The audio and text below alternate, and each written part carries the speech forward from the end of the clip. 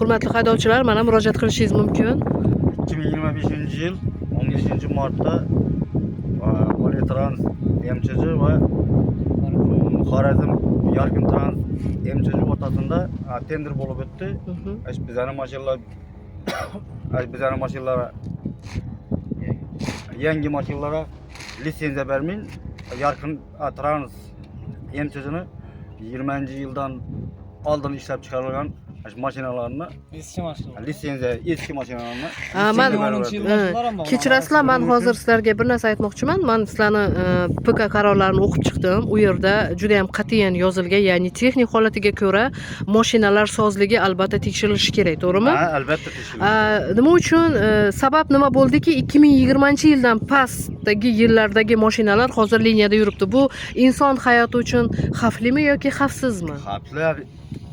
Xavfsizlik ham bor, lekin endi bularda hozir o'zlarini bir narsadan manfaati bo'ldimi, yo bo'lmasa bir kelishilgan narsasi bo'ldimi, o'yin bo'ldimi? Bizlar shu narsani boshqatdan tender xolisona qaytadan tender o'tkazishni xohlaymiz. Arg'i Yarqin Trans MCC'ning mashinalari inovarat 2010 mashinalar ham bor edi. 22-yildan pastki mashinalar 18-15 yil mashinalar. Shunga bir avvalgi qatnashgan odamlar qatnashmayin, yuqori tashkilotdan qatnashdilar. Shular qatnashmayin, boshqadan yuqori tashkilotdan, boshqadan odamlar, yangidan odamlar qatnashib, Komissiya yangilansin demoqchisiz, komissiya to'g'rimi? yangilansin. Ana Men keyin yana bir narsa eshitdim. Mana shu hozirgi haydab yurgan haydovchilarning ko'pchiligi belgilangan tartibda oxirgi manzilgacha bormasdan yarim yo'lda haydovchilarni tushiryapti degan bir gap so'zlarni ham eshitdim. Shu rostmi? Bularni masalan belgilangan senasidan uyina boshqa yere salgina masofasi ochiladigan bo'lsa, qo'shimcha pul ham so'rab turibdi ekan bular odamlar. Masalan, o'zi hozir qancha turadi? 7 ming so'm bo'ladigan bo'lsa, shahargacha 7 ming, 15 ming so'm pul so'rab turibdi ekanlar. Aholi shundan norozilik bildiryaptimi? Bildirib turibdi. Eng keraklisi bizlari tozalik ko'na bo'lgandan keyin shu narsa uchun norozi bo'lib yotdi odamlar. Mashinalar yo'lovchi tashish transporti talabga javob beradimi? Men bir ko'rib chiqmoqchi edim mashinangizni. Mashinangiz mana yangi nechinchi yil mashina bu? 24-yil. 24-yil. Video registratorlargacha bor. Ishlab turibdi hammasi. Yangi mashina. Mana shunday mashinalardan nechta?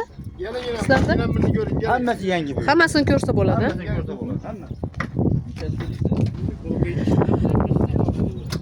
Mana hurmatli rahbarlar, ko'rib qo'yinglar mashinalarini. Yangi mashinalar nimagadir tenderda yutqizgan. Qanday sabab bo'lishi mumkin yangi mashinalarni yutqazishiga? Shuning uchun ham biz hurmatli mutasaddi rahbardan va transport vazirligiga ham bu videoni jo'natamiz.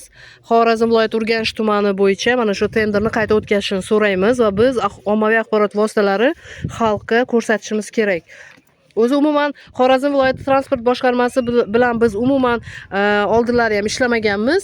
Hech qanaqa bir tenderda ham ishtirok etmaganmiz, hech qanaqa bir tadbirlarga ham aytishmaydi bizaga. Hozir mana haydovchilardan eshitib, juda ham hayron qolyapmiz.